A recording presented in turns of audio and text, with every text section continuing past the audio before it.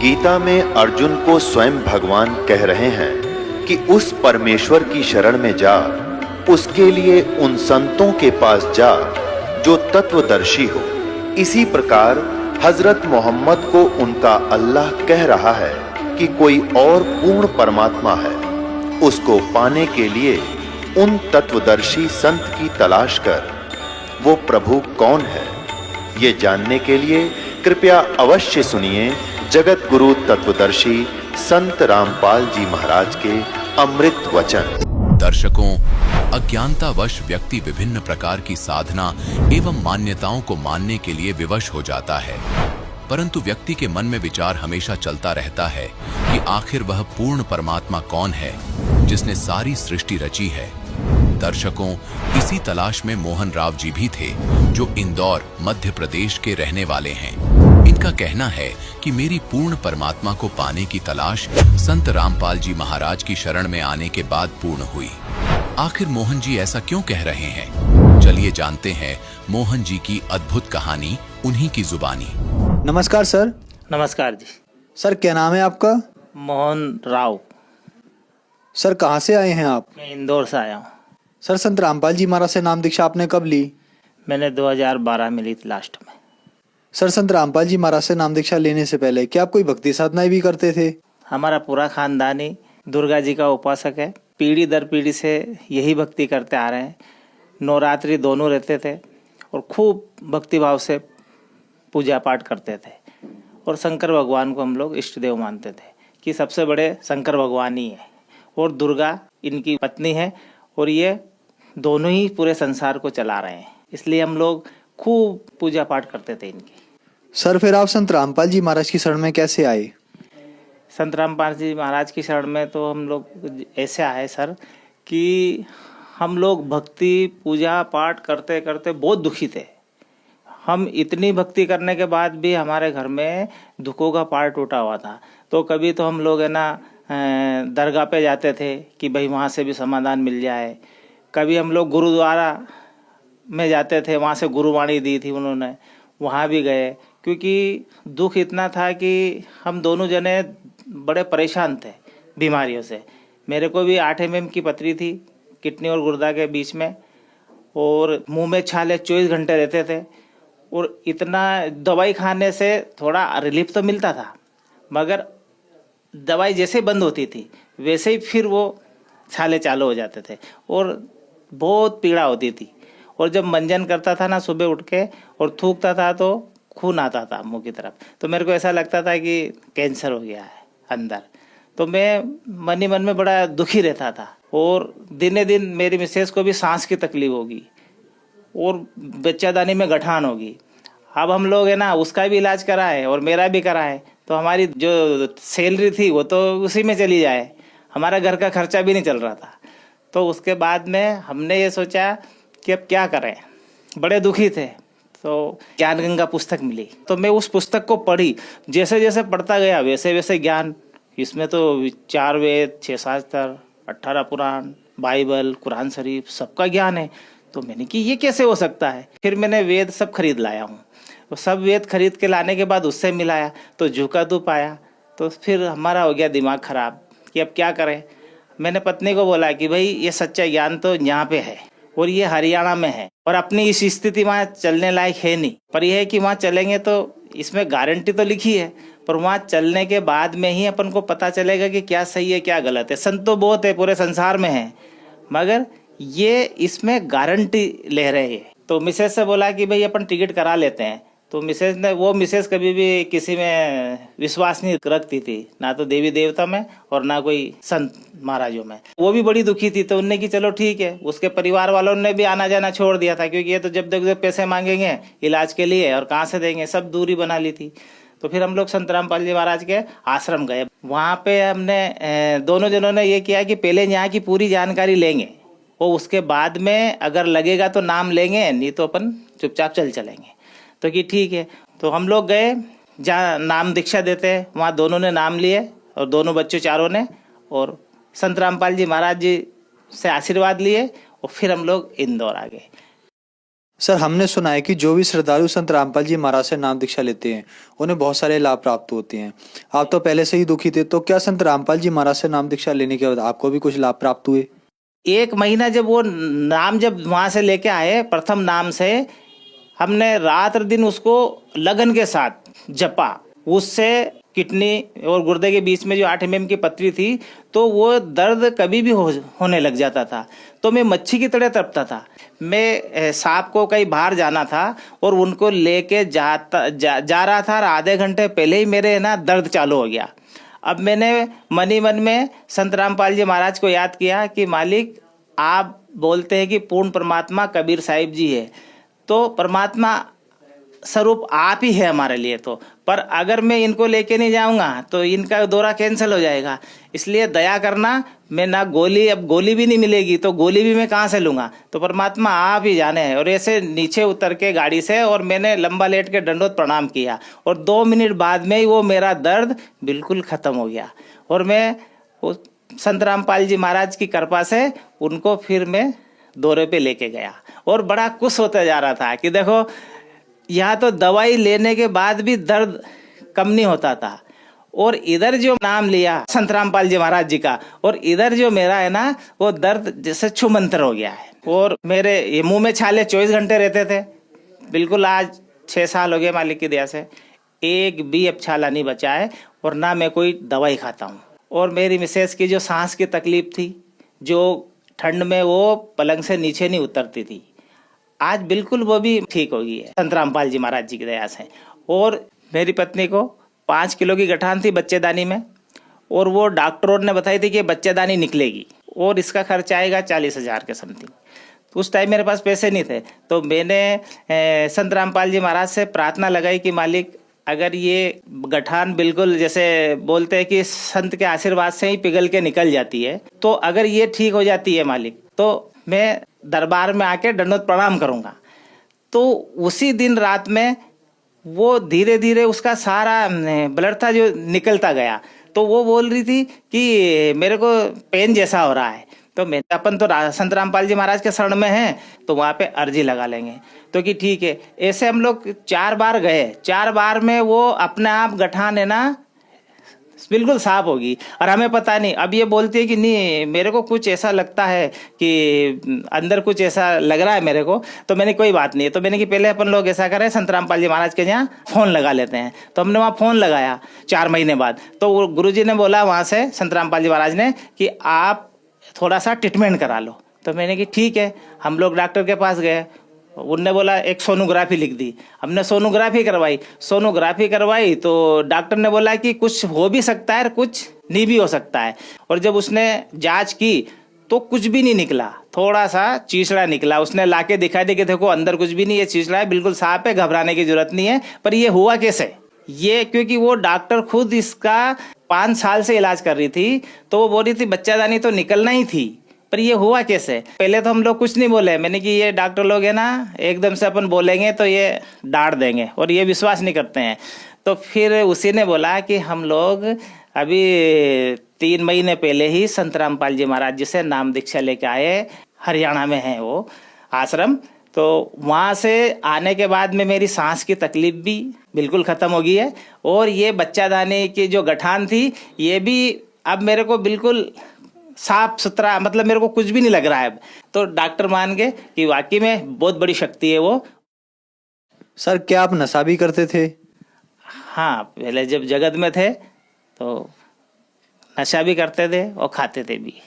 तो क्या संत रामपाल जी महाराज से नाम दीक्षा लेने के बाद आपका नशा छूट गया? बिल्कुल। नशा तो क्या, अब तो ना तो छूते हैं ना किसी को देते भी नहीं है। नहीं तो पहले मैं दारू भी पीता था और मांस भी खाता था। सर, संत रामपाल जी महाराज से नाम दीक्षा लेने के बाद आपको बहुत सारे लाभ प्राप्त हुए, तो जो दर्शक आज आपको देख रहे हैं, आप उनके लिए क्या कहना चाहेंगे? इनके लिए मेरे तो एक ही प्रार्थना है कि सभी संत रामपाल जी महाराज जी का ज्ञान समझे, पुस्तक पढ़े और संत रामपाल जी महाराज से आके अपना नाम दीक्षा लेके कल्याण कराए। सर, मीडिया में बताया गया कि संत रामपाल जी महाराज से नाम दीक्षा लेने के लिए पैसे लिए जाते हैं, आपसे कितने पैसे लिए गए सर? ये तो सब मन गढ़ंत बात है, और आज तक संत रामपाल जी महाराज ने ये दास को 6 साल हो गए हैं यहाँ से नाम दीक्षा लिए हुए हैं। 1 भी रुपया ना उस टाइम लिया था और ना आज लेते हैं। ये तो मीडिया वालों ने तोड़ मरोड़ के और ये कहानी बनाई है। संत रामपाल जी जीवन दान देते हैं, वो किसी से ना पैसा लेते हैं। अब ये मीडिया वालों ने कैसे किया है ये मीडिया वाले जाने, मगर संत रामपाल जी महाराज की शरण में अभी भी आप आए, पहले इनका ज्ञान सुने, समझे और नाम दीक्षा ले, अपना पता चल जाएगा। दूध का दूध, पानी का पानी हो जाएगा। सर, संत रामपाल जी महाराज से नाम दीक्षा कैसे ली जा सकती है? संत रामपाल जी महाराज जी से दीक्षा अभी तो बहुत सारे चैनलों पे सत्संग आ रहे हैं संत रामपाल जी महाराज जी की, तो उस पे नीचे एक पट्टी चलती है, उस पे सब नंबर है। वो नंबर से आप जिस क्षेत्र के भी है, जिस प्रांत के भी है, वहाँ से आपको हर जिले में सेंटर खुले हुए हैं, वहाँ जाके नाम दीक्षा आप ले सकते हैं। धन्यवाद सर।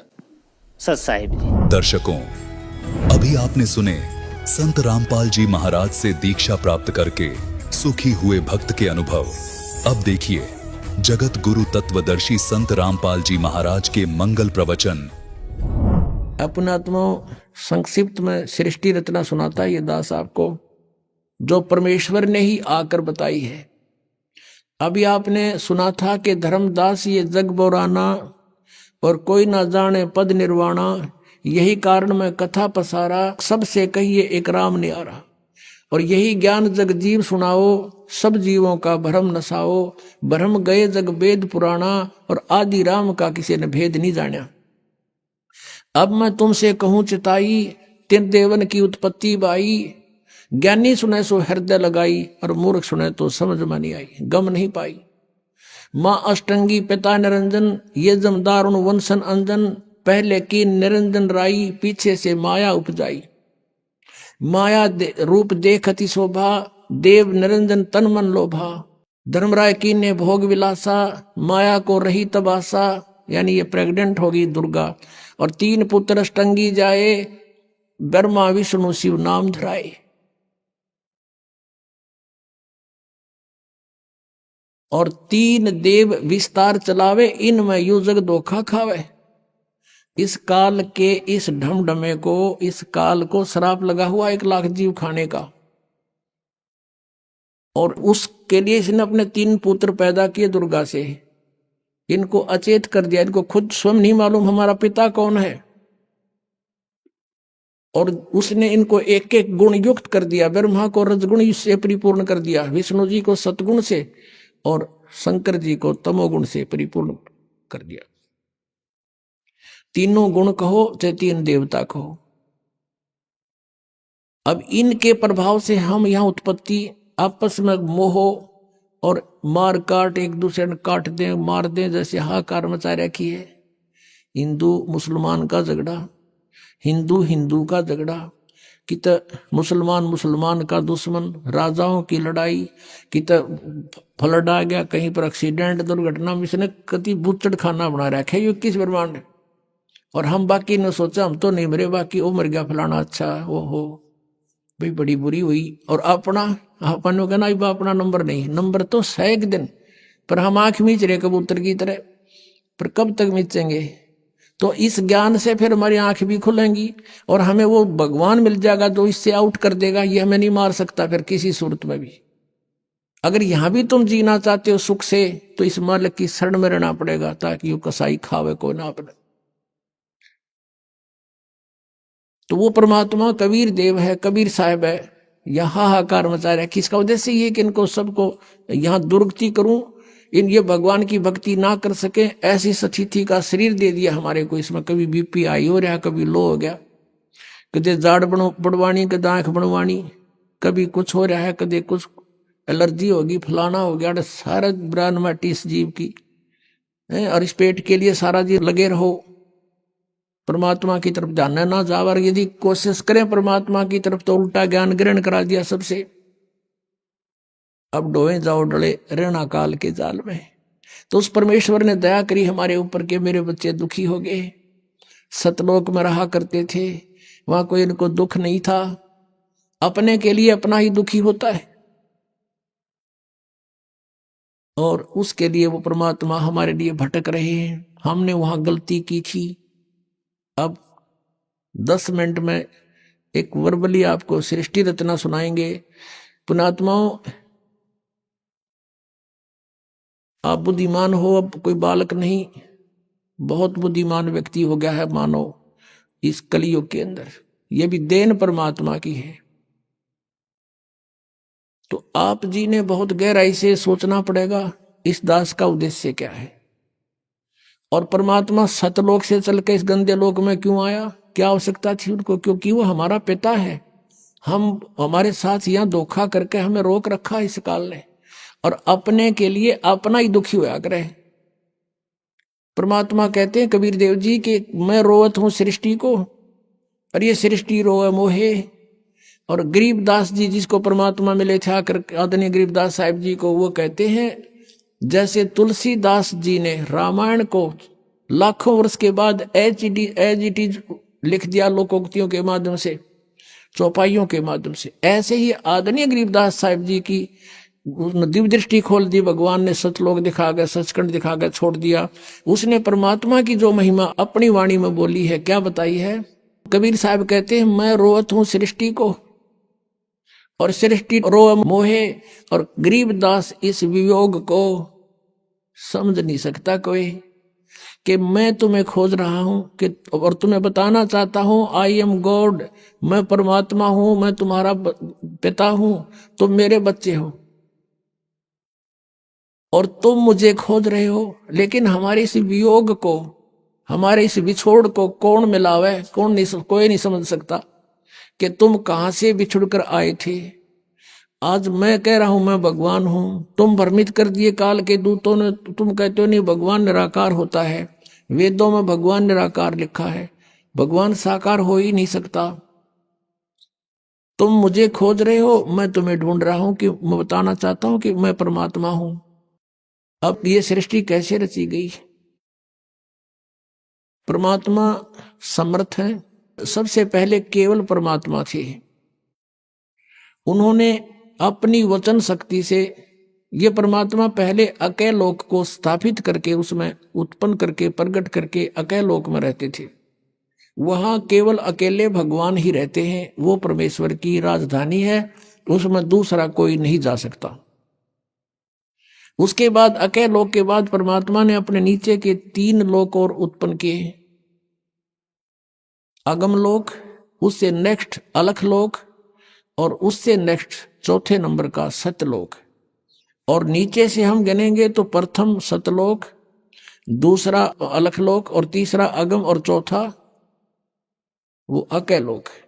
जैसे अभी आपने ऋग्वेद मंडल नंबर 9 सूक्त 96 के मंत्र 19 में पढ़ा कि वो तुरियम धाम, वो चौथा धाम है, वो अकेलोक है, समुद्र की तरह है। यानी समुद्र सभी जलों का स्रोत होता है, ऐसे वो परमात्मा का जो अकेलोक है सभी का स्रोत है। वो उसी परमेश्वर ने फिर 4 अन्य रूप धारण किए। एक रूप में वो अगम लोक में आके अगम पुरुष नाम से विराजमान हुए, और अलख लोक में आकर के अलख पुरुष, और सतलोक में आकर के वो सतपुरुष नाम से, यानी उपमात्मक नाम है उस परमात्मा की, उपाधि के नाम है ये। उनका रियल नाम कबीर देव है, वो कबीर साहब। जैसे कुरान में अल्लाह अकबर कहते हैं, अल्लाह कबीर, अल्लाह अकबीर, अकबर, अकबर कहने लगे उसको अकबर, वो कबीर है। कबीरन खबीरन ये कुरान शरीफ में लिखा है, वो कबीर देव यानी उस पूर्ण परमात्मा का नाम है ये। तो सतलोक में परमात्मा ने,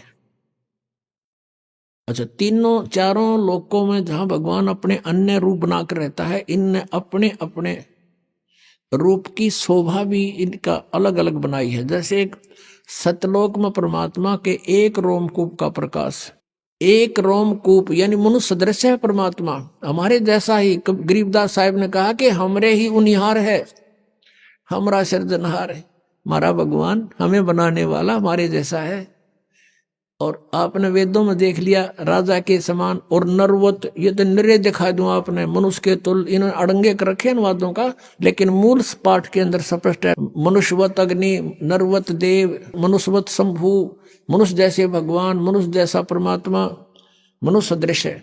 और पवित्र बाइबल में लिखा है, सृष्टि ग्रंथ में प्रथम अध्याय के 26वीं आयत में, श्लोक में, उसमें लिखा है कि परमात्मा ने कहा अब मनुष्य को उत्पन्न करूंगा और मनुष्य को अपने रूप में बनाऊंगा। परमात्मा ने मनुष्य को अपने स्वरूप के अनुसार उत्पन्न किया, तो भगवान निराकार कैसे हुआ? तो मनुष्य दृश्य है।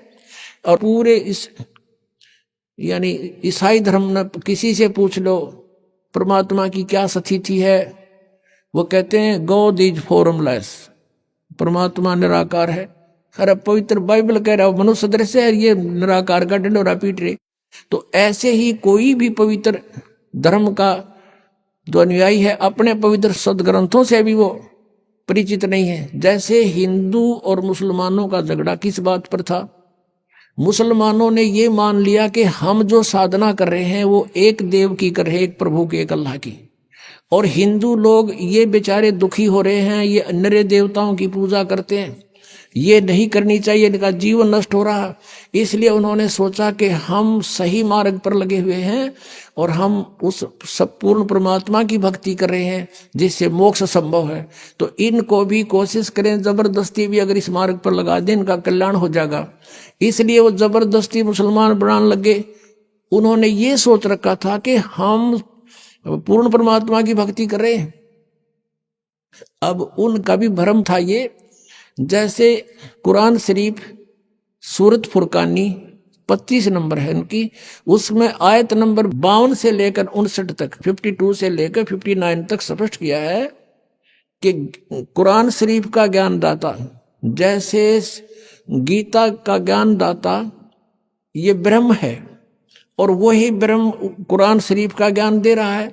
और अपने जैसे गीता का ज्ञान अर्जुन को दिया जा रहा है तो वहां हजरत मोहम्मद को दिया जा रहा है। तो वो कुरान शरीफ का ज्ञानदाता कहता है कि ए पैगंबर, मैं तुझे इस कुरान शरीफ की जो दलील दे रहा हूं इस पर विश्वास रखना, वो अल्लाह कबीर है और ये काफिर उसको नहीं मानेंगे, तू इनकी बातों में मत आना, इनके साथ संघर्ष करना, झगड़ा नहीं करना। ये कहेंगे कबीर गॉड नहीं है और तू मेरी बात पर विश्वास रखना, वो कबीर नाम का परमात्मा है। और ये परमात्मा वही है जिसने सब दरियाओं को बनाया, सब पृथ्वी को बनाया, 6 दिन में सृष्टि रची, 7वां दिन तख्त पर जा बैठा। और उस परमात्मा की खबर किसी बाखबर से पूछ देखो। अपने आत्माओं, मुसलमान धर्म के अनुयायी क्या मानते हैं कि कुरान शरीफ का ज्ञान स्वयं हमारे अल्लाह ने दिया है। किसको? हजरत मोहम्मद को दिया है। उसके देने के तरीके चाहे भले ही कुछ भी रहे हो, चाहे वो स्वयं आकाशवाणी से दिया हो, चाहे उसके अंदर वह प्रवेश कर दी हो या किसी फरिश्ते ने दिया हो, वो केवल संदेश वाहक था, फरिश्ता ज्ञान दिया उस भगवान ने। तो वो अल्लाह कह रहा है, जिसको मुसलमान धर्म अपना अल्लाह मानते हैं, कि तू जो मैं ज्ञान दे रहा हूं ये सत्य है। और ये वो परमात्मा है कबीर जिसने 6 दिन में सृष्टि रची, 7वें दिन तख्त पर जा बैठा। और इसकी खबर किसी बाखबर से पूछो। यानी कुरान शरीफ का ज्ञानदाता भी अल्पज्ञ है, वो भी नहीं जानता उस अल्लाह अकबर यानी कबीर परमात्मा के बारे में जिसने 6 दिन में सृष्टि रची, 7वें दिन तख्त पर जा बैठा। उसकी जानकारी तो तत्वदर्शी संत बताओगे, बाखबर, उनसे पूछो। तो इससे सिद्ध हो गया कि ये भी इनकम्प्लीट गॉड की साधना कर रहे थे, अधूरे परमात्मा की। तो और ये इसी आधार से कहा करते थे कि तुम काफिर हो, तुम भगवान को ना पूछकर सब देवताओं की पूजा करते हो। आज उनकी स्थिति भी वहीं पर खड़े हैं, ये काल की पूजा कर रहे थे। अब आपको थोड़ा कुरान शरीफ दिखाना पड़ेगा, क्योंकि ये ऐसा जटिल बना दिया इस काल ने। हम भिन्न भिन्न बना दिए, हिंदू अलग बना दिए, मुसलमान न्यारे, सिख अलग से, ईसाई अलग से, ताकि ये लड़ते रहें आपस में। सच्चाई सामने आएगी तो ये फिर झगड़ा करेंगे, ऐसा नहीं है, झूठ बोलता है, लेकिन ये वो गुंजाइश नहीं रहेगी। ये इंटरनेट और ये सब वेबसाइट और ये प्रोजेक्टर, ये मोबाइल, ये सब साधना पर, ये सब जो आज तकनीक दी है, ये गॉड कबीर ने दी है, यहाँ का तो भगवान भी ना बना सकता है इन ऐसे कंप्यूटरों को। आज से लाखों वर्ष इतिहास देख लो पिछला। महाभारत का आप कथा सुनते हो, एक रेडू में 6 खेतर जोड़ के और घिस्से अंडा करते। क्या वो आदमी नहीं थे, वो नहीं बना सके थे इसको जब आवश्यकता नहीं थी। यानी एक बैलगाड़ी जिसको आज 2 बैल खींच सकते हैं, उस समय 6 टट्टू जोड़ा करते उसमें, ये खच्चर घोड़े, और उसको बड़ा वाहन मानते थे, क्योंकि वो कितना होगा जंगलों में और घसीट के ले जाना पड़ता था, सड़क भी ना बनाया करते ये। तो कहने का भाव ये है कि ये टेक्निक भगवान ने दी है, इसलिए दी है कि अब ये बच्चे मुझे पहचान लेंगे। आज कुछ ऐसे आधुनिक इंस्ट्रूमेंट बना दिए भगवान ने, जिससे भगवान की लीला को समझने में आसानी हो रही है। एक छोटी सी चिप है इतनी की, और उसके अंदर कितना मैटर आ जाता है गिनती नहीं होती। इसलिए परमात्मा को समझना बहुत आसान है। जैसे हम एक यहां पर बैठा हुआ व्यक्ति फैक्स कर देता है और कहीं निकाल लो, उस मैटर ने एज इट इज, कोई तार नहीं बीच में। तो ऐसे ही परमात्मा ने हम सब कर्मों का हमारे अंतःकरण के अंदर हमारे शरीर में एक ऐसा इंस्ट्रूमेंट लगा रखा है जिसमें वो असंख्य जन्मों के आपके संस्कार डिपॉजिट हैं कोड वर्डों में, और एक कॉपी भगवान के पास है। और उसने परमात्मा ने कोई जरूरत को नहीं आपके पीछे पीछे घूमने की, इंस्ट्रूमेंट लगा दिए, जो करोगे उसमें लिखा पाओगा और वहां देख लेगा, काजा ऑन कर देगा आपकी, ये चल पड़ेगी सीडी। आपसे पूछने की आवश्यकता नहीं भगवान ने, या तो 6 गवाह चाहिए एक दोषी को करार करने के लिए, वह आवश्यकता नहीं है। कितना दयालु है भगवान आपके ऊपर, वो कितने रजा है आपके ऊपर वो परमात्मा कबीर देव की। आप अन्य संतों के सत्संगों में जाते थे, ये इधर जय गुरुदेव एक पंथ चल रहा है मथुरा में, वो भी राधा स्वामी की ब्रांच समझ लो, 5 नामों पर गाटा जोड़ रखे है। वहां से आए हुए भगत बताते हैं कि वहां कह तो ज्ञान नहीं था, और हम उनको परम संत मान के श्रद्धालु वहां बैठे रहते थे। और जहां हम वो सत्संग करते थे, अपने आप एक टेंट लगाए जाते थे, आप पे बनाओ और आप पे खाओ, कितना पढ़ो कितना सो, नहाओ धो ना की व्यवस्था है, कुछ नहीं उनकी तरफ से व्यवस्था होती थी। अब जाते हैं दूसरे पंथों के पास, संतों के पास, कहते हैं अपना सारा सामान साथ ले जाओ गुदड़ा, और वहां एक पराल का पूड़ा दे दिया करें, 20 रुपये लें जमा करा दो, ये पराल बिछाओ और अपने कम्बल बिछाओ और सो जाओ। और ज्ञान क्या दो, 1 घंटे एक 45-50 मिनट एंड बैंड बोल के वो नकली गुरु अपना जा बैठे, श्रद्धालुओं ने मौज मचा दी, बड़ा अच्छा ज्ञान करा। ज्ञान का उन्हें कहेगा भी ना पता, ज्ञान तो ये है दास का गला सूख लेता है, इस ज्ञान का अंत नहीं आता। और आप पर कितनी मेहर कर रखी, नीचे मैट बिछा रखा भगवान ने, इस दासों की ड्यूटी लगा रखी अपने बच्चों के लिए। तुम कितनी पुण्यात्मा हो, और दे कर काची रजाई और छका के देसी घी का माल बिठा दिए, सुनो ये मेरी महिमा। ये हो दयालु परमात्मा, हम खोज रहे थे, हमें ढूंढा नहीं मिल रहा था, ये यहाँ भी इतना सुख देगा तो वहां तो पता नहीं क्या कर देगा। जब दूसरे के लोक में इतना सुख दे रहा परमात्मा, दूध की नदी बहा रखी, देसी घी की बहा दी, या कोई भी दूसरी वस्तु प्रयोग नहीं होती, सब देसी घी का सब व्यवस्था बनती है। तो ये सतलोक से आता पुण्यात्मा, यहाँ का नहीं है। वो कहते हैं जब परमात्मा कबीर देव जी आए थे, उनके साथ मजाक कर दिया था, और 18 लाख व्यक्तियों को चिट्ठी लिख दी थी, कबीर जी भंडारा करेंगे। और कबीर जी झोपड़ी में रहा करते, भगवान लीला करते थे कि भगवान बचो मेरे की तरफ, फिर देखना परमात्मा के हाथ। 18 लाख व्यक्ति आगे, श्याम का आटा भी घर पे नहीं था। परमात्मा लीला, वहां तो कबीर रूप में बैठे हैं एक गरीब व्यक्ति के रूप में, और सतलोक में गए, वहां से 9 लाख बैलों के ऊपर बना बना सारा सामान सतलोक से लेके 1 सेकंड में यहाँ आगे गर्मा गर्म, और भंडारा ला दिया। 3 दिन तक 18 लाख व्यक्तियों का भंडारा छका दिया परमात्मा ने। और चिट्ठी में लिखा था कि कबीर एक असरफी देगा सोने की, एक दोहर देगा कंबल, वो भी साथ दिए थे।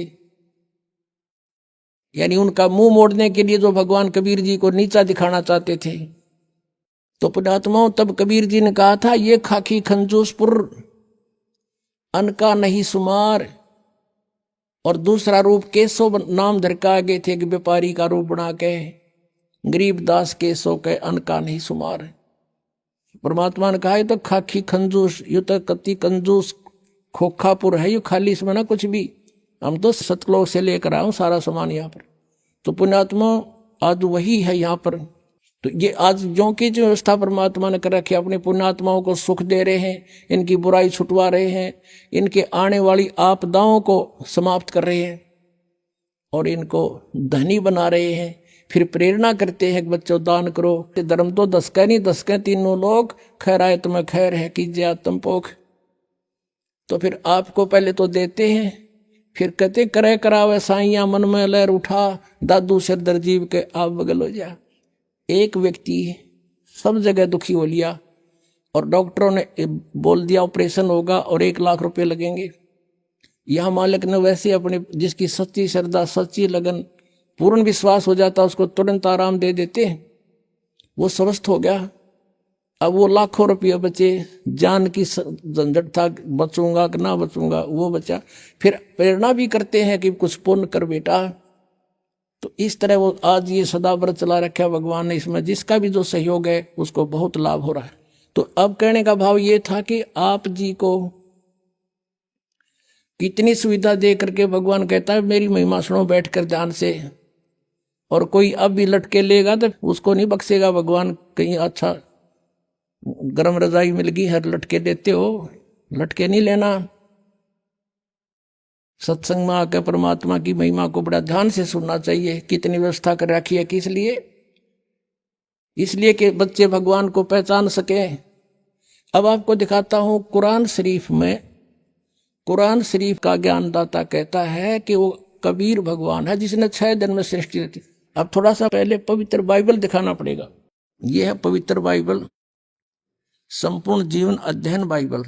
ये बाइबल है, ये है इसका जर्नल एडिटर, ये यहाँ से हिंदी पढ़ेंगे। प्रबंधक संपादक डेविड स्टुअर्ट, अंग्रेजी प्रधान संपादक डोनाल्ड सी स्टाम्स, MA MDV, संयुक्त संपादक ये सारे इनका ये यहाँ से छपा, ये देख लो, मैसूर USA से छपा है। अब इसमें सबसे पहले सृष्टि वो है, उत्पत्ति है इसमें, और सृष्टि के कति प्रारंभ में प्रथम अध्याय में ही जेनेसिस 1 सृष्टि, जेनेसिस 1, ये 4 पृष्ठ पे उत्पत्ति यहाँ से आरंभ होती है। प्रथम आदि में परमेश्वर ने आकाश और पृथ्वी की सृष्टि की, ये पहला दिन था।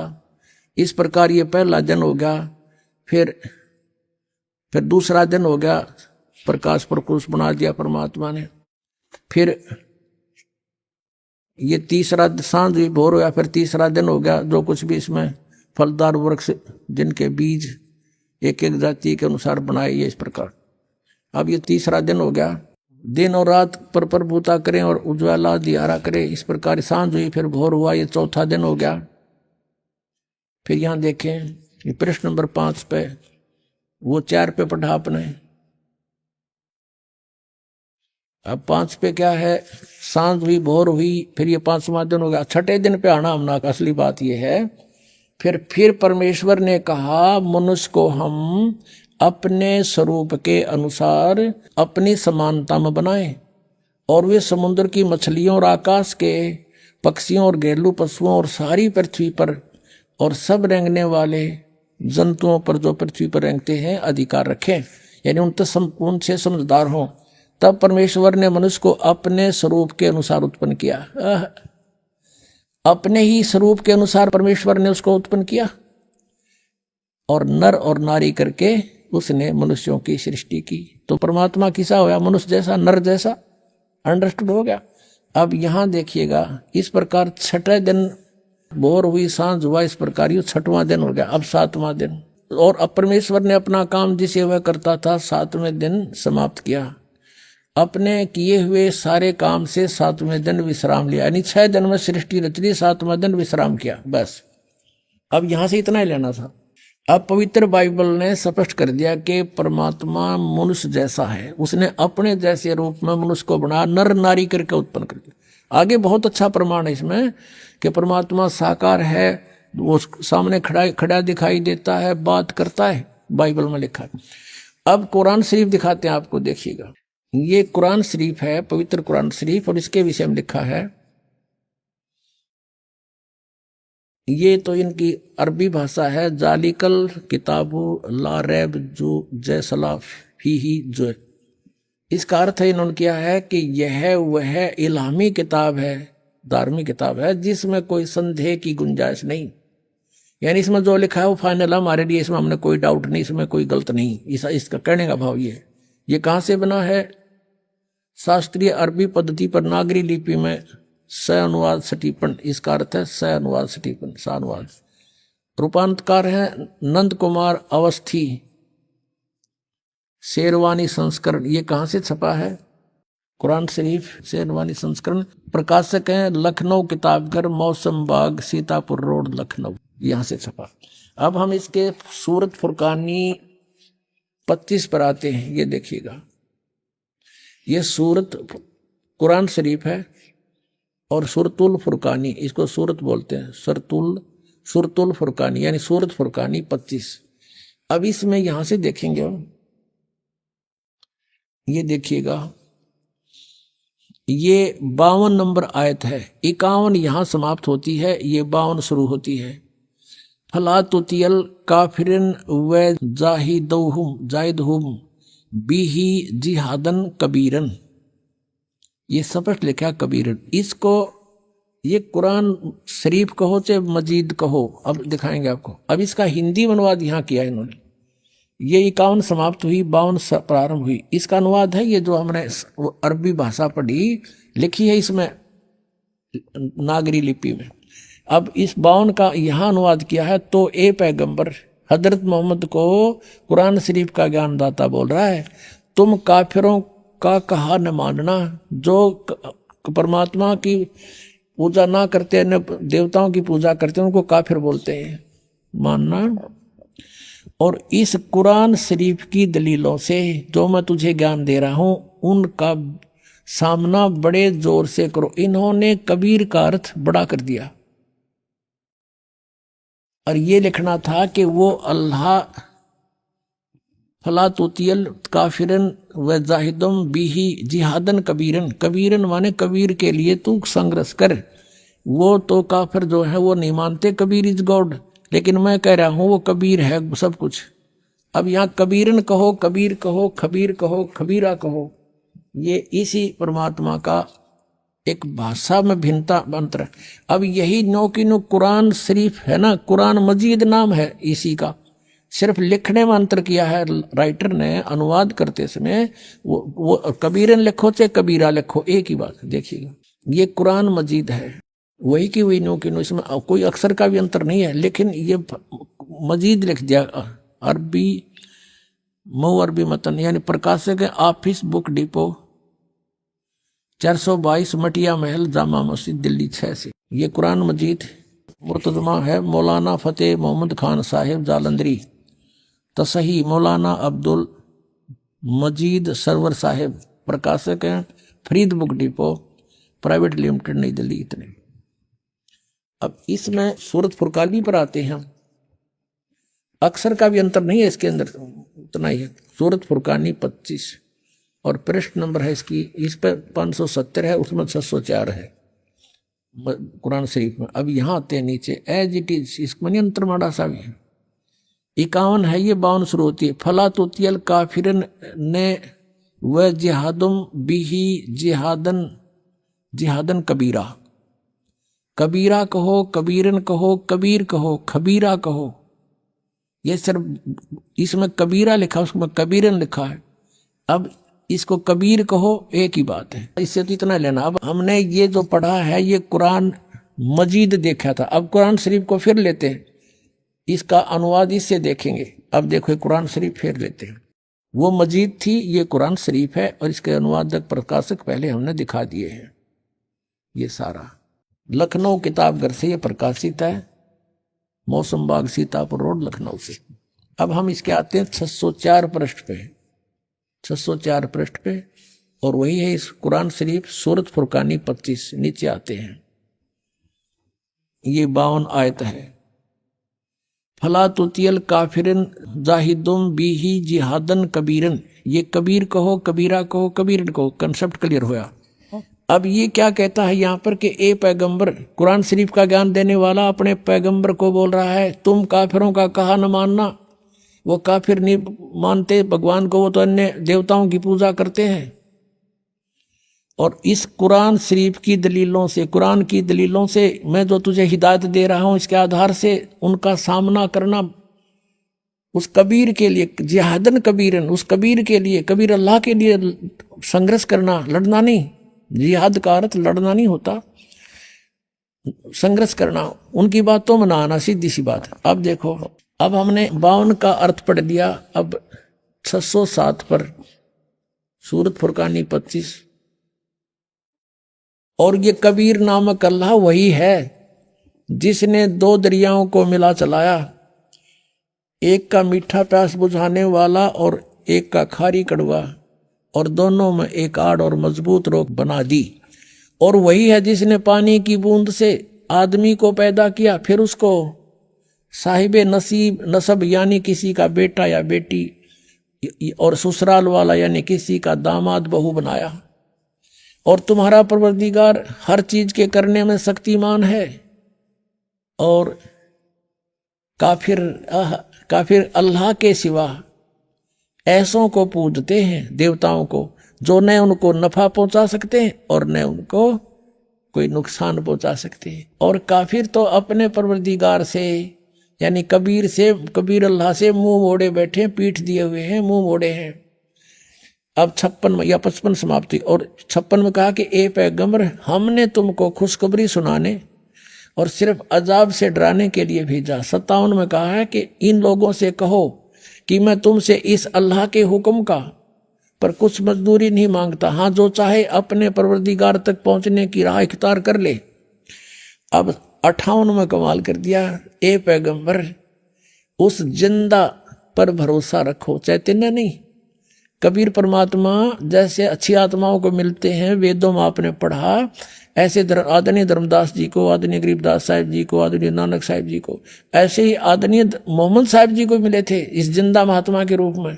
लेकिन इन्होंने इनकी बात को स्वीकार नहीं किया था। और वो कुरान शरीफ ज्ञानदाता कहता उस जिंदा पर भरोसा रखो जो कभी मरने वाला नहीं है, वो अविनाशी है, वह जिंदा महात्मा रूप में तुझे मिला था। और तारीफ के साथ उसकी पाकी बयान करते रहो। यानी गीता ज्ञानदाता किसी और अल्लाह की पाकी बयान करने को कह रहा है, और अपने बंदों के गुनाहों से वो काफी खबरदार है। ये कबीर है। यहाँ पर ये 58 नंबर आयत है, यहाँ देखो 58, ये 58 है, यहाँ पढ़ेंगे। ये खबीरा लिखा है, इबादही खबीरा। अब इबादही माने पूजा के योग्य, वो कबीर है। इबादत माने पूजा, इबादही यानी पूजा के योग्य, वो कबीर है। कबीर 58। यहां फिर हम आएंगे इसके। ये 58 हम पढ़ रहे हैं कि वो अपने भक्तों के, वो जिंदा रूप में तुझे मिला था, उस पर भरोसा रख। वो अविनाशी परमात्मा है, और तारीफ के साथ उसकी पाकी बयान करते रहो। अपने बंदों के गुनाहों से वह कबीर खूब खबरदार है, यानी पाप नाश कर देता है। वो कबीर खबरदार है। कबीर लिखना था, कबीर अल्लाह अकबर, जानता है सब कुछ। अब 59 में तो कमाल कर दिया, और जिसने आसमानों और जमीन और जो कुछ भी उनके बीच में है सबको 6 दिन में पैदा किया, और फिर तख्त पर जा बिराजा। वो अल्लाह बड़ा। अब इन्होंने यहाँ भी कबीर का अर्थ बड़ा कर दिया। वो अल्लाह कबीर है, ये लिखना था, वो अल्लाह कबीर है। ये 59 में, यहाँ देखो, ये फिर 59 आ गई। इसमें फिर खबीरन लिखा है, अरहमानू फसल भी ही खबीरन, कबीरन कहो, कबीर कहो, खबीर कहो। तो इन्होंने इसका अर्थ भी बड़ा कर दिया। अब फिर पढ़ेंगे इस 58 नंबर को, जिसने आसमानों और जमीन और जो कुछ उनके बीच में है सबको 6 दिन में पैदा किया। जो पवित्र बाइबल जो ज्ञान देता है 60% ज्ञान वही कुरान शरीफ में है। 6 दिन में पैदा किया, फिर तख्त पर जा बिराजा। वह अल्लाह बड़ा, वो अल्लाह कबीर, वो अल्लाह अकबर, वो अल्लाह कबीर है, वो भगवान कबीर है। बड़ा दयालु है, रहमान है, और उसकी खबर, उसकी जानकारी किसी बाखबर इल्म वाले यानी तत्वदर्शी संत से पूछ देखो। इससे सिद्ध हो गया कि कुरान शरीफ का ज्ञानदाता भी उस अल्लाह यानी बड़े भगवान, जिसको ये बड़ा कहते हुए मान ले, उसके बारे में अल्पज्ञ है, उसकी जानकारी नहीं रखता। उसके लिए स्पष्ट किया है कि वो साकार परमात्मा है, उसका नाम कबीर है। 6 दिन में सृष्टि रची और 7वें दिन तख्त पर जा बैठा तो वो विराजमान हुआ है। तो एक देशीय है और साकार है, मनुष्य सदृश है, वो पवित्र बाइबल ने सिद्ध कर दिया। अब आज उन मुसलमान भाइयों का दावा भी गलत सिद्ध हुआ जो हिंदुओं को यूं कहते थे ये देवताओं को पूजे, इनका मोक्ष नहीं हो सकता। तो वो भी अब काल के ही जाल में है, उनको भी सोचना पड़ेगा। हम एक पिता की संतान हैं। अभी आपने सुने संत रामपाल जी महाराज के मंगल प्रवचन। आइए अब सुनते हैं संत रामपाल जी महाराज से नाम दीक्षा लेकर सतभक्ति करके अद्भुत लाभ प्राप्त करने वाले अनुयायी के विचार। दर्शकों, हर व्यक्ति एक ऐसा जीवन जीना चाहता है जिसमें सांसारिक सुख के साथ साथ आर्थिक और मानसिक शांति भी हो। लेकिन इस सुख की खोज में अक्सर मनुष्य ऐसे रास्तों पर चले जाते हैं जो उन्हें अंधेरे की ओर ले जाता है। बदायूं उत्तर प्रदेश के निवासी रघुवीर सिंह जी की कहानी भी कुछ ऐसी ही है। रघुवीर जी हिंदू धर्म में प्रचलित सभी पूजा पाठ किया करते थे। इनकी जिंदगी तब बदली जब इन्हें संत रामपाल जी महाराज की शरण मिली। दर्शकों, आइए जानते हैं कि आखिर रघुवीर जी ने सभी भक्ति साधनाएं त्याग कर संत रामपाल जी महाराज की शरण क्यों ग्रहण की। सुनते हैं रघुवीर जी की कहानी उन्हीं की जुबानी। नमस्कार सर। सत साहिब सर। सर क्या नाम है आपका? मेरा नाम है रघुवीर सिंह भारती। रघुवीर जी आप कहाँ से हैं? जनपद बदायूं उत्तर प्रदेश से। रघुवीर जी, संत रामपाल जी महाराज से नाम दीक्षा आपने कब ली? सर मैंने संत रामपाल जी महाराज जी से नाम दीक्षा 7 अगस्त सन 2014 में ली थी। संत रामपाल जी महाराज से नाम दीक्षा लेने से पहले क्या आप कुछ भक्ति साधना भी करते थे? सर संत रामपाल जी महाराज जी के शरण में आने से पहले मैं शुरू से ही मतलब धार्मिक प्रवृत्ति कर रहा हूँ और पूजा पाठ में विशेष मेरी रुचि रही है, लेकिन मेरे लिए सही ज्ञान नहीं था। जो जैसा मुझसे कह देता था मैं उसी की पूजा करने लगता था। कोई मुझसे कहता था कि शंकर जी की पूजा करो कि ये सबसे बड़े देवता हैं, उनकी पूजा करने लगा। कोई कहता कि हनुमान जी की करो तो उनकी पूजा करने लगा। जो जैसा कह देता था मैं सबकी पूजा करने लगता था, लेकिन मेरे लिए किसी तरह का कोई भी मुझे शांति नहीं मिली और ना ही मेरे लिए कोई लाभ मिला। और जितनी मैंने पूजा पाठ करी उतनी ही मेरे लिए अशांति रही। मेरे घर में हर समय कलेश रहता था और मेरी आर्थिक स्थिति बहुत ज़्यादा ही गिरती जा रही थी। तो इसलिए अब मेरी स्थिति इतनी ख़राब हो गई थी कि मैं ये सोच रहा था कि क्या करूं, मैं किसकी पूजा पाठ करूं कि जिससे कि मेरी मतलब काम मेरा सही चलने लगे या अच्छा होने लगे। तो जिससे मैं कहीं कहीं कुछ बाबाओं के पास भी गया, जो साधु महात्मा आते थे उनको अपना हाथ भी दिखाता था और उनसे मैं पूछता भी था कि साहब मेरा काम नहीं चल रहा है और मैं बहुत ही ज़्यादा परेशान हूँ। तो वो कभी कहते थे कि आप दुर्गा माँ की पूजा करो, तो मैं दुर्गा माँ की पूजा करने लगता था। तो कभी कहते हनुमान जी की पूजा करने लगता था। एक बार क्या हुआ, मैं काम की तलाश में गया था हिमाचल प्रदेश में। वहाँ पर मैं काम कर रहा था तो मैं मंगल का व्रत रखता था। एक दिन मेरा मंगल का व्रत था, तो जहाँ पे मैं रहता था वहीं पे ही एक निरंकारी पंथ से जुड़े हुए थे। तो वो शाम के टाइम में वो खाना खा रहे थे, तो उन्होंने मुझसे कहा कि खाना खा लो। तो मैंने कहा नहीं, मैं आज खाना नहीं खा सकता। वो बोले क्यों, ऐसा क्या है, आज खाना क्यों नहीं खा सकते? मैं बोला कि आज मेरा मंगलवार का व्रत है। बोले व्रत? बोले ये क्या होता है? मैंने कहा व्रत क्या होता है? मैंने कहा हनुमान जी की मैं पूजा करता हूँ तो मैं व्रत कर रहा हूँ। बोले इससे आपको क्या लाभ मिल रहा है? अब मैंने लाभ क्या मिल रहा है, मैंने जिस दिन मैं इनका व्रत करता हूँ उस दिन मेरा मन शांत तो नहीं रहता, लेकिन मुझे पता नहीं, मुझे गुस्सा सी हमेशा रहती है, मुझ पर सवार रहती है। तो क्या आपने कोई गुरु बनाया? मैंने कहा गुरु बनाने की हमें क्या ज़रूरत है, हम कोई गलत काम नहीं करते, कोई चोरी नहीं, डकैती नहीं, कोई बेईमानी नहीं, कोई गलत काम नहीं करते, हमें क्या करना गुरु बनाने की? तो बोले कि नहीं, अपने जीवन में कल्याण के लिए गुरु तो बनाना बहुत ज़रूरी है। तो हमने फिर बताओ किन को गुरु बनाएं, कौन है ऐसा? बोले हमारे वहाँ हर संडे के लिए वहाँ पर सत्संग होता था निरंकारी बाबा का, तो वो लोग वहाँ जाते थे। तो उन्होंने हमसे कहा कि बोले आप भी चलना हमारे साथ। हम कहे चलो ठीक है, हम चलते हैं। जब वो उनका सत्संग था वो हमें साथ में लेके गए, तो हम उन्हीं को ही हम अपने मन में उन्हीं के प्रति आस्था रखने लगे थे, निरंकारी बाबा के। सर, संत रामपाल जी महाराज से नाम दीक्षा लेने के बाद क्या आपको कुछ लाभ भी प्राप्त हुए? एक हमारे पास में एक भगत रहते हैं संतोष दास, तो वो हमारे यहाँ अखबार डालने आते थे। तब वो हमारे यहाँ आते थे तो थोड़ी देर हमारे यहाँ बैठते भी थे। तो जब हम संत उनके निरंकारी बाबा के सत्संग में जा रहे थे, उससे पहले वो हमारे घर पे पहुंच गए। ये मालिक की ही कृपा रही थी। तो उन्होंने मेरे लिए संत रामपाल जी महाराज जी का ना तो मैंने कभी नाम सुना था और ना ही मैं जानता था। मैं सिर्फ कबीर साहब के लिए एक संत के रूप में जानता था। तो उन्होंने मुझे बताया कि बोले वहाँ जाने से कोई लाभ नहीं है, वो तो एक निराकार को उसको मानते हैं, लेकिन परमात्मा साकार है, सहशरीर है, उसका नाम कबीर है। बोले सारे सदग्रंथों में इसका प्रमाण है। और संत रामपाल जी महाराज ही ऐसे हैं जो इस लोक में जो पूर्ण संत हैं, जो पूर्ण ब्रह्म परमात्मा की जो भक्ति बताते हैं। आप उनसे नाम दीक्षा लीजिए, तभी आपके जो भी कष्ट हैं वो आपके दूर होंगे। फिर वहाँ पे मेरा थोड़ा मन वहाँ पर बदल गया। मैं फिर वहाँ उस सत्संग में नहीं गया। फिर मैंने उनसे कहा कि ठीक है, बोले आप कब जाओगे वहाँ संत रामपाल जी महाराज जी के आश्रम में, मुझे भी लेके चलो, मैं भी नाम दीक्षा लूँगा। जब हम नाम दीक्षा लेने गए आश्रम में, बरवाला आश्रम में लेने गए थे, तो वहाँ जाके जब हम पहुँचे तो उसमें हमारे शरीर में इतना बड़ा कष्ट था। मेरे लिए पाइल्स था, मैं बैठा भी नहीं जा रहा, इतना दर्द हो रहा था, मेरे पैर में भी जख्म थी, बहुत दर्द हो रहा था। वहाँ जब पहुँचा, संत रामपाल जी महाराज जी से उपदेश लिया। सर, संत रामपाल जी महाराज से नाम दीक्षा लेने के बाद क्या आपको लाभ भी प्राप्त हुए? तो जब संत रामपाल जी महाराज जी से मैंने नाम उपदेश लेने के बाद जो आशीर्वाद लेने गया था, जो मेरे शरीर में जो कष्ट था, जैसे ही संत रामपाल जी महाराज जी ने मेरे सर पे हाथ रखा आशीर्वाद देने के लिए, वैसे ही मेरे शरीर में एकदम से करंट सा लगा और जितना भी मेरे रोंगटे थे वो सारे खड़े हो गए। और जो दर्द हो रहा था और मेरे पैर में दर्द था वो तो बिल्कुल ही मतलब कतई गायब हो गया, बिल्कुल ही दर्द नहीं रहा मेरे शरीर में। तो संत रामपाल जी महाराज जी के शरण में आने से पहले एक मेरे लिए बहुत बड़ा रोग था, पाइल्स जिसे बोलते हैं। तो उससे मैं बहुत ज़्यादा ही परेशान था और मैंने उसके लिए आयुर्वेदिक भी और मैंने देसी इलाज भी कराया, डॉक्टरों से कई जगह मैंने इलाज करवाया, लेकिन उसका मेरे लिए कोई लाभ नहीं मिला। और जब मैं संत रामपाल जी महाराज जी से जैसे ही मैंने जिस दिन उपदेश लिया और मुझे आशीर्वाद मिला, उसी दिन से ही मेरे लिए बिल्कुल ही वो रोग समाप्त हो गया। और मेरे शरीर में एक रोग और था, एलर्जी। उसको तो जैसे मतलब मैंने 20,000 रुपये मैंने उसमें लगा दिया। एलर्जी का रोग मैंने हर डॉक्टर को जो जहाँ जैसा बताता था, मेरे शरीर में खुजली हमेशा मचती रहती थी, बहुत परेशान था मैं।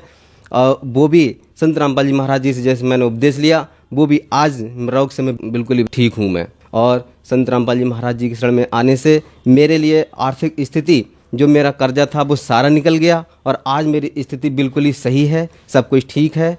और मेरा एक बेटा था, उसके लिए 3 साल का, अब तो इस समय 3 साल का है, उसमें उसके लिए जो मानसिक दौड़े उसको पड़ते थे, वो उसकी सांस रुक जाती थी, उसके शरीर में सांस नहीं रहती थी। तो उसके लिए मैंने कई जगह उस पर रुपया लगा दिया और मैंने उसका इलाज भी कराया, उसका कोई फ़ायदा नहीं मिला। और जिस दिन एक दिन मेरे सामने ही मेरी ससुराल में उसके लिए दौड़ा पड़ा, तो मैंने कहा कि मैं संत रामपाल जी महाराज जी से प्रार्थना लगाऊंगा। तो हमारी जो पत्नी जो थी वो इस बात पे चढ़ गई, क्योंकि वो उपदेशी थी नहीं, वो विरोध करती थी। मैंने कहा कोई बात नहीं है, मैं उसी से वहाँ से चला आया और आने के बाद तुरंत मैंने संत रामपाल जी महाराज जी से मैंने प्रार्थना लगाई। और प्रार्थना लगाने के बाद सिर्फ डॉक्टर के पास फिर एक ही बार लेके गए, संत रामपाल जी महाराज जी की कृपा से। उस दिन से उसके लिए उस डॉक्टर के पास लेके नहीं गए हैं, उसी दिन से बिल्कुल ही सही है। एक बार ऐसा हुआ कि मेरी बेटी थी करीब 6 साल की, तो वो अपनी नानी के घर पे थी और वो रोड जब पार कर रही थी, बच्ची थी, खेल रही थी, उसको एक्सीडेंट हो गया। जब उसका एक्सीडेंट हुआ, जैसे ही मैं घर पे रेमेडी कर रहा था, मैं दोपहर की रेमेडी करने के बाद जैसे ही रेमेडी समाप्त हुई, तैसे ही मेरा फ़ोन आया कि बेटे का एक्सीडेंट हो गया। मैंने कहा हे मालिक, ये क्या हुआ? परमात्मा आप ही जानो, आप ही की वो आत्मा है प्रभु। हम वहाँ पहुँचे, इस पर कृपा करो मालिक, ना तो बदनामी प्रभु आपकी ही होगी प्रभु, आप ही जानो। जब उसका पूरा शरीर का जब चेकअप कराया, तो संत रामपाल जी महाराज जी की कृपा से उसके अंदरूनी कोई भी खरोंच नहीं थी, जरा सी ऊपर चोट आई थी।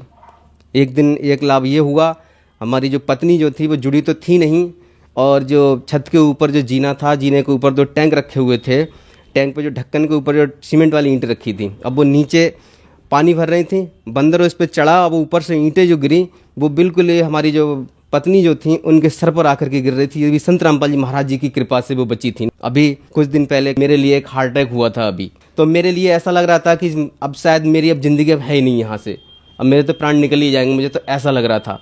मैंने संत रामपाल जी महाराज जी को मैंने प्रणाम किया, मैंने प्रसाद लिया और मैंने फिर अमृत जल लेके मैंने परमात्मा के लिए मैंने अपने दृढ़ संकल्प किया और मैंने प्रार्थना लगाई कि प्रभु आप ही जानो परमात्मा, अब जैसा भी है आप कृपा करो प्रभु, मैं तो बहुत ज़्यादा ही परेशान हूँ। तो परमात्मा ने मेरे ऊपर ऐसी कृपा करी, बंदी छोड़ सतगुरु रामपाल जी महाराज जी ने, कि उस दिन मैं पूरी रात आराम से सोता रहा और सवेरे के लिए मैंने सोचा कि मैं जाके मैं कहीं जांच करा लूँ। मैं डॉक्टर के यहाँ गया तो डॉक्टर ने मेरी ईसीजी करी और ईसीजी बिल्कुल ही नॉर्मल आई और मेरे हार्ट का मतलब एक्सरा भी किया, एक्सरा भी बिल्कुल ही मतलब सही आया। तो मैंने डॉक्टर से पूछा, मैंने डॉक्टर साहब बताइए क्या है, मुझे बताओ क्या दिक्कत है। तो डॉक्टर साहब बोले देख तुझे कोई बीमारी तो है ही नहीं, और ना ही तुझे कोई रोग है, और ना ही तुझे कोई दिक्कत है, मैं तुझे दवाई दी तो दूँ किस बात की। तो मैंने कहा फिर मेरी ये दर्द क्यों हो रहा। बोले मैं दर्द की दवा दिए दे रहा हूँ। तो ये संत रामपाल जी महाराज जी की ही कृपा थी उस दिन जो मेरी ज़िंदगी बचा दी। और संत रामपाल जी महाराज जी की कृपा से मेरे लिए आज बहुत ही लाभ मिल रहे हैं, मेरी आर्थिक स्थिति भी सही है। सर क्या काम करते हैं आप? मैं पहले तो प्राइवेट टीचर था, मैं स्कूल में पढ़ाता था। संत रामपाल जी महाराज जी से नाम उपदेश लेने के बाद में एक कंपनी थी जो अपने घरों में लगते हैं RO, उस कंपनी में मैंने वैकेंसी निकली, उसमें मैंने अप्लाई किया। तो संत रामपाल जी महाराज जी की कृपा से मेरा उसमें सिलेक्शन हो गया। सिलेक्शन होने के बाद आज मालिक ने मेरे आज वो ठाट कर रखे हैं कि मेरे लिए आज किसी के सामने हाथ फैलाने की ज़रूरत नहीं होती। पहले मेरी ये कंडीशन थी कि मेरे लिए चीज़ भी उधार नहीं मिलती थी, क्योंकि वो सोचते थे कि यदि इनको उधार दे देंगे तो ये पैसे नहीं दे पाएंगे। तो मेरे लिए पैसे ना तो उधार मिलते थे ना कोई चीज़ उधार मिलती थी। लेकिन आज बंदी छोड़ सतगुरु रामपाल जी महाराज जी की कृपा से मेरे लिए किसी के सामने हाथ फैलाने की ज़रूरत नहीं पड़ती। और आज परमात्मा की कृपा से सब कुछ मेरा सब कुछ सही सलामत सब ठीक चल रहा है। और मेरे घर वाले भी विरोध नहीं कर रहे हैं। पहले घर में हमारी जो पत्नी थी वो भी हर समय लड़ती रहती थी, आगे तुम कुछ करते नहीं, खर्चा कहाँ से होगा, क्या कर रहे हैं क्या नहीं कर रहे, वो भी हमेशा लड़ती रहती थी। अब वो भी नहीं लड़ती हैं और उन पर भी मालिक ने दया कर रखी थी, उन्होंने भी उपदेश ले रखा है। रघुवीर जी, आप एक पढ़े लिखे व्यक्ति हैं और संत रामपाल जी महाराज के बारे में कहा जाता है कि संत रामपाल जी महाराज देवी देवताओं की भक्ति छुड़वाते हैं। क्या ये बात सही है? संत रामपाल जी महाराज से नाम दीक्षा लेनी होगी तो देवी देवताओं की भक्ति छोड़नी होगी? ये लोग जो कहते हैं कि संत रामपाल जी महाराज देवी देवताओं की भक्ति छुड़वाते हैं, या तो वो उनको ज्ञान नहीं है इस चीज़ का, और ज्ञान होने के बावजूद अगर वो कहते हैं तो इस बात को वो गलत कहते हैं। संत रामपाल जी महाराज तो किसी भी देवी देवता की भक्ति कभी नहीं छुड़वाते। वो तो सिर्फ हर देवी देवता की हमारे लिए शास्त्र अनुकूल साधना बताते हैं कि सारे देवी देवताओं की पूजा पाठ कैसी क्या है, उनकी साधना क्या है, उसे शास्त्रों के अनुकूल ही बताते हैं। आज हमारा समाज सारा पढ़ा हुआ, सभी समाज पढ़े लिखे हैं। अगर जो ये कहते हैं कि संत रामपाल जी महाराज के देवी देवताओं की भक्ति छुड़वाते हैं, तो वो अपने शास्त्रों के लिए खोल के देख सकते हैं। हमारे 4 वेद 6 7 18 पुराण, गीता, कुरान, बाइबल, गुरु ग्रंथ साहब, इन सभी को खोल के देख सकते हैं। पहले उनका ज्ञान देखिए तो सही, क्या उनका ज्ञान सदग्रंथों से मिलता है या नहीं मिलता है। कि सच्चा संत जो होता है ना, सच्चे संत की वही पहचान होती है जो प्रमाण सहित ज्ञान देता है। हमारे संत रामपाल जी महाराज जी का ज्ञान जो है प्रमाणित है। और जितने भी धर्मगुरु हैं, किसी का भी ज्ञान सदग्रंथों से नहीं मिलता, वो सिर्फ लोग वेद सुनाते रहते हैं। हमारे संत रामपाल जी महाराज जी का एक एक शब्द हमारे सदग्रंथों से प्रमाणित है। हमारे संत रामपाल जी महाराज किसी भी देवी देवता की भक्ति नहीं छुड़वाते, बल्कि उनके लिए शास्त्र अनुकूल साधना बताते हैं। रघुवीर जी, जो श्रद्धालु आज आपको देख रहे हैं, आप उन्हें क्या कहना चाहेंगे? संत रामपाल जी महाराज, ये पूरे 21 ब्रह्मांड में एक ही संत ऐसा है जो हमारे लिए शास्त्र अनुकूल साधना बताता है। और यही एक ऐसी साधना है, इस साधना करने से ही हमारा जो जन्म और मरण का जो रोग है वो इसी से ही कटेगा। बाकी किसी भी साधना से, किसी भी भक्ति से नहीं कटेगा। सिर्फ सद्भक्ति ही ऐसी है जिससे हमारा जन्म और मरण का रोग कटेगा। मैं सभी से मेरी हाथ जोड़ के प्रार्थना है कि सभी संत रामपाल जी महाराज जी का ज्ञान समझो और उनसे नाम दीक्षा लो। नाम दीक्षा लेके सद्भक्ति करके और अपने यहाँ से जन्म मरण का रोग से छुटकारा पाके सतलोक चलो, जहाँ हम सतलोक में पहले रहते थे। सर, संत रामपाल जी महाराज से नाम दीक्षा कैसे ले सकते हैं? चैनल पर संत रामपाल जी महाराज जी का सत्संग आता है, उस पर नीचे एक पीले रंग की पट्टी चलती है। उस पर जितने जो नामदान सेंटर जो खुले हुए हैं उन पे फ़ोन करके नाम अपने पास के जो नामदान सेंटर हैं उनकी जानकारी ले सकते हैं। वहाँ जाकर के संत रामपाल जी महाराज जी से नाम दीक्षा ले सकते हैं। सर, धन्यवाद आपका। सत्सई।